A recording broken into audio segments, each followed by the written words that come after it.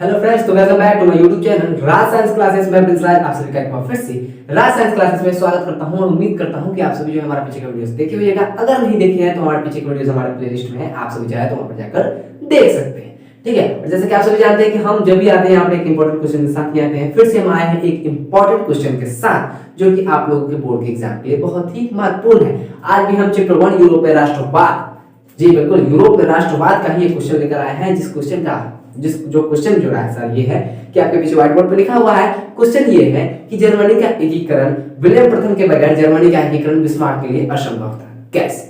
जी बिल्कुल, तो विलियम प्रथम के बगैर जर्मनी का एकीकरण जो था बिस्मार्क के लिए असंभव था, कैसे? तो ये विलियम प्रथम कौन थे, बिस्मार्क कौन थे, इनके बारे में जानने के लिए हम चलते हैं क्वेश्चन की तरफ। अगर चैनल पर नए हैं तो चैनल को सब्सक्राइब करें वरना हमारे वीडियोस को देखें। ठीक है, जैसे देखिए यहाँ पे क्वेश्चन है क्या कि विलियम प्रथम के बगैर।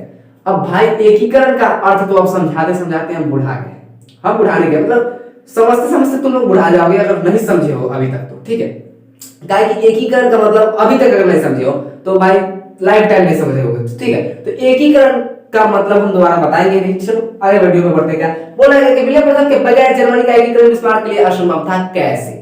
जी बिल्कुल, तो आप सभी को बता दिया जाए कि विलियम प्रथम जो थे, जी बिल्कुल यहाँ पर जो लिखा हुआ है कि विलियम प्रथम का यह दृढ़ विश्वास था, क्या था कि उनका यह विश्वास था जर्मनी का जब एकीकरण करना था तो बिस्मार्क साहब ने जर्मनी का एकीकरण किया। इतिहास में उनका नाम दर्ज है कि जर्मनी का एकीकरण किसने किया है, बिस्मार्क ने किया है। लेकिन उनके पीछे किसका हाथ है? पीएम मोदी तो इतने सारे काम करते हैं, हमारे जो प्रधानमंत्री है नरेंद्र मोदी, श्री नरेंद्र दामोदर दास मोदी जी जो है वो बहुत सारे काम करते हैं, लेकिन उनके पीछे कौन से काम, उनके पीछे जो है किनके किनके हाथ है कौन बताएगा? ठीक है, तो उन्हीं के बारे में हम आज जानेंगे। क्या जर्मनी के एकीकरण का नाम तो छप चुका है बिस्मार्क के नाम, कि बिस्मार्क साहब ने क्या किया था, जर्मनी का एकीकरण किया था। लेकिन अगर विलियम प्रथम ना होते, बिल्कुल यहाँ पे कुछ साइड किक टाइप का कुछ हो रहा है। ठीक है, विलियम प्रथम अगर ना होते तो जर्मनी का एकीकरण बिस्मार्क के लिए संभव नहीं था। जरा सा वो कैसे, चलिए देखते हैं। क्या विलियम प्रथम का यह दृढ़ विश्वास था, विलियम प्रथम साहब जो थे उनका यह दृढ़ विश्वास था, क्या दृढ़ मतलब पक्का विश्वास था कि प्रशासन के सुदृढ़ राजतंत्र, जो प्रशासन है उसके सुदृढ़ राजतंत्र में के नेतृत्व में ही जब राजतंत्र होगा, वो भी सुदृढ़ राजतंत्र, प्रशासन का जो सुदृढ़ राजतंत्र होता है उस राजतंत्र के नेतृत्व में ही क्या हो सकता है, जर्मनी का एकीकरण संभव है, अन्यथा नहीं है। जी बिल्कुल, विलियम प्रथम राष्ट्रवादी विचारधारा के थे। राष्ट्रवाद का मतलब हम पहले बता चुके हैं कि एक व्याप्त भावना होती है जो हमारे देश के लोगों के बीच प्रेम, एकता और क्या भाव को जगाती है। तो राष्ट्र जो था क्या राष्ट्रवादी विचारधारा के थे, मतलब इनको अपने राष्ट्र के प्रति बहुत ही प्यार था, अपने सम्मान था, प्यार था और अपने जनता के प्रति बहुत सारी चिंताएं थी। ठीक है, इसी चिंता की जगह पे ये क्या हुआ, विचारधारा के थे, इसी चिंताओं की वजह से इन्होंने क्या करना चाहा, जर्मनी का एकीकरण करना चाहा। तो इन्होंने क्या किया कि जर्मनी में एकीकरण करने के लिए इन्होंने क्या किया कि सबसे पहले वहां की जनता में क्या किया, एकता लाने की कोशिश की। क्या लाने की कोशिश की, तो एकता लाने की कोशिश की। जी बिल्कुल, क्योंकि जर्मनी की जनता में एकता बिल्कुल भी नहीं थी, राष्ट्रवाद की भावना नहीं थी। ठीक है, तो इसी एकीकरण को मतलब इसी जनता में क्या कर एकता लाने के लिए उन्होंने जर्मनी में औद्योगिक क्रांति का क्या कर दिया, बिखेर दिया। और औद्योगिक का मतलब समझते होना चाहिए व्यापार होता है। ठीक है, और व्यापार के जरिए क्या होता है, मतलब समझ ही रहे हो, एक स्थान से दूसरे स्थान तक जाना, उनसे भेंट मुलाकात करना, उनका सामान अपने पास खरीदना, अपना सामान उनके पास बेचना, तो ये औद्योगिक हुआ। ठीक है, इसी क्रांति के जरिए जर्मन राज्य को क्या किया, विलियम प्रथम साहब ने क्या किया, एक सूत्र में बांध दिया। किस सूत्र में बांध दिया, तो जो था जर्मन राज्य को एक एकता के सूत्र में बांध दिया, जिसमें भाईचारे के रूप में वो रहने लगे और एक दूसरे से बिजनेस करते थे, एक दूसरे के साथ साथ ही बहुत सारे काम किया करते थे। ठीक है, तो जर्मनी में औद्योगिक क्रांति लाए विलियम प्रथम साहब, तब क्या हुआ कि जर्मन के राज्य के लोगों में जरा सा क्या आई, एकता आई। इस एकता के आने के बाद उन्हें क्या लगा, सो देखिए अब जर्मनी के एकीकरण में बाधक बने ऑस्ट्रिया। जर्मनी के एकीकरण में भी ऑस्ट्रिया का सबसे बड़ी भूमिका क्या है, लिखा है कि इटली में जर्मनी के एकीकरण में ऑस्ट्रिया की क्या भूमिका है, लिखा है लेकिन लिखा है, इससे पीछे हमारा क्वेश्चन है, इंपॉर्टेंट क्वेश्चन है। जी बिल्कुल, ये ऑस्ट्रिया जो था ये क्या था, ये भी थुथुर टाइप का जो था, इसका जो चांसलर था ना मेटरनिक, वो बहुत ही घटिया किस्म का आदमी था। वो नहीं चाहता था कि जर्मनी का एकीकरण हो जिससे उसके फायदे बंद हो जाए। ठीक है, बिल्कुल, तो यह हुआ जर्मनी के एकीकरण में बाधक बने ऑस्ट्रिया से मुकाबला के लिए।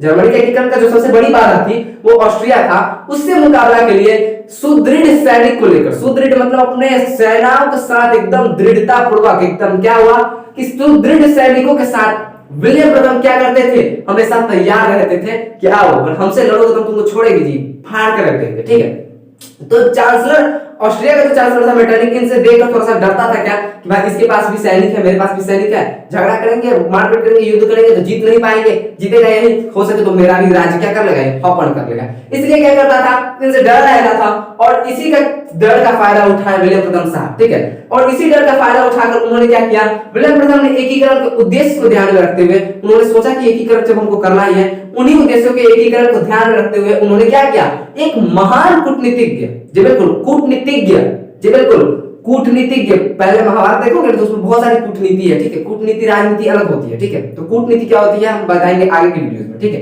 क्योंकि इसके लिए पूरा एक वीडियो चाहिए। चलिए, उद्देश्य को ध्यान में रखकर उसने महान कूटनीतिज्ञ, जी बिल्कुल कूटनीतिज्ञ मतलब आसपास जो आपके आसपास जो हो रही है उसको किसी के पक्ष में कैसे बदल दे, जैसे कि अपने फेवर पर अगर कुछ आ रहा है, जैसे कि हम पे इल्जाम लग रहा है तो किसी पे कैसे चेंज किया जाता है, ठीक है। साथ ही साथ एक दूसरे को फंसाना, इसमें कह सकते हो कि एक राष्ट्र का दूसरे राष्ट्र के प्रति जो भी हो, ठीक है। वही महान कूटनीतिज्ञ जो थे बिस्मार्क साहब, उनको क्या किया, अपना चांसलर नियुक्त किया, किसने, विलियम प्रथम साहब ने अपना चांसलर नियुक्त किया बिस्मार्क को, और साथ ही साथ जर्मनी के एकीकरण का कार्य भी उन्हें क्या कर दिया, सौंप दिया। जर्मनी के एकीकरण का बिस्मार्क को क्या दिया, बिस्मार्क को जर्मनी के एकीकरण जैसा क्या दिया, एक महत्वपूर्ण कार्य दिया, महत्वपूर्ण अवसर प्रदान किया, ठीक है। और इसी अवसर प्रदान तो किया, साथ ही साथ वो अवसर प्रदान करके ऐसा नहीं था कि वो दे दिए तो उनका काम खत्म, भाई करेगा मेरा चांसलर करेगा, बिस्मार्क का जो करेगा करेगा, नहीं तो भाई लेके चले जाते, ऐसा नहीं था, ठीक है। तो उन्होंने साथ ही साथ क्या किया कि उन्होंने पूरे हर कदम पे बिस्मार्क का साथ दिया, बिस्मार्क साहब का साथ दिया, और क्या किया, अन्यथा जर्मनी के एकीकरण अगर वो साथ नहीं देते, हर कदम पे साथ नहीं देते, तो यहाँ से ऑस्ट्रिया जो थी सबसे बड़ी बाधा जो थी, ये अपना सैन्य शक्ति लेकर बैठा हुआ था, जी बिल्कुल, ये अपना सैन्य शक्ति लेकर बैठा हुआ था कि तुम जर्मनी के एकीकरण करोगे तो हम तुम्हें वादा बोल देंगे, इसलिए जर्मनी का एकीकरण ना करो तो बेस्ट होगा, ठीक है। तो ये क्या करते हैं, ऑस्ट्रिया से लड़ने के लिए भी विलियम प्रथम साहब ने अपनी सैन्य शक्तियों को क्या करके रखा था, सुदृढ़ सैन्य शक्तियों के साथ विलियम प्रथम हमेशा क्या रहते थे, तैयार रहते थे कि अगर तुम पे आओगे युद्ध करो तो हम भी तुमसे पीछे नहीं है, हम भी तुम्हारे आसपास है। तो ये यहाँ पर साथ दिए, साथ ही साथ उन्होंने चांसलर बनाकर उन्हें बहुत बड़ी एक क्या दे दी, एक मतलब कि पद दे दिया, जिसके कारण वो इस महान जैसा मतलब इस बहुत ही महत्वपूर्ण काम को क्या कर पाए, वो करने में समर्थ हो पाए, उनके पास पावर्स आ गए, जिसके कारण जर्मनी के जैसा कि एकीकरण था, जर्मनी का एकीकरण जैसा बहुत ही महत्वपूर्ण कार्य था उन्होंने किया। और साथ ही किसके समर्थन से किया, समर्थन नाम का जो शब्द है ये ज्यादातर सूट करता है किस पर, तो आपके विलियम प्रथम साहब पे, किसके साहब पे, क्यों साहब पे, तो विलियम प्रथम साहब के नाम पर ही समर्थन सूट करता है, क्योंकि ये समर्थन किए हुए थे बिस्मार्क साहब को। अगर ये समर्थन ना करते तो यही पर ऑस्ट्रिया धावा बोलकर आपके जर्मनी का एक जो एकीकरण था ये सपना पूरा ध्वस्त कर देता।